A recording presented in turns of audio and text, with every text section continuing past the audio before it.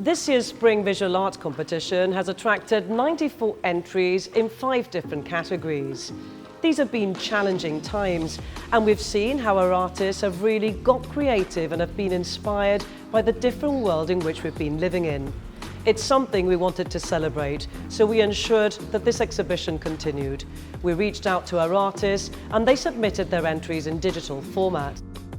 I took quite a few photos. It was literally on my way out of school. I haven't stepped inside the old West Side School building since then. There was something about that particular room with the posters that were still scattered on the floor and the 3 windows. It made it seem kind of church-like. I think the light coming in was quite poignant and it made it quite a significant image. An idea for a theme started growing. I was painting it from life, so I had this skeleton staring at me. And obviously I'm not going to lie, that the lockdown and COVID presented its own anxieties. So you're sat there, you're looking at a skeleton, which is very symbolic of death. I've been really attracted to the color yellow recently, so I wanted to do a yellow series. So it's just like looking through photos of like family members with just like a touch of yellow. And he had just gotten these photos done at work, and when I saw that one, I loved the movement you can see, even though it's still you can actually feel the movement and the excitement in the job. The inspiration to do the piece came after watching and reading about so much domestic violence in the world, in particular violence against women. I wanted to create a piece that would resonate with people in Gibraltar. I shot the piece on black and white film, 16mm, for the grain and the look. The whole thing became a more visceral viewing experience.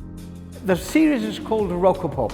Andy Warhol, those bright colours, that's really what it's about. And the shape of the rock, the iconic shape of the rock. I basically made a mold of a face. I made many faces because it didn't have to be a face in specific. I wanted to show the oppression, so I put, for every household, I took 5 faces and squashed it into a box. Like that, they get this squashed face and hopelessness feeling. And I tried to make it to look like a building, like a block.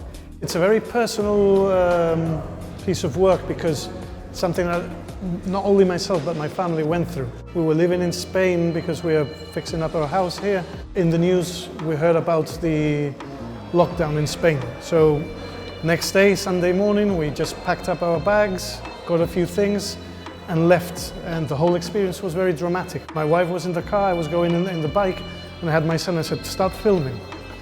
The emotional side, the video, and then there's the cultural side, which is the growing of the wheat, which relates to our custom here in December, trying to look for a better future, hope in the future and so on, so both things get together. The whole process has been quite fun, really, because I'd never grown any wheat before, so it's taken like a week and a half to start seeing the whole thing grow organically.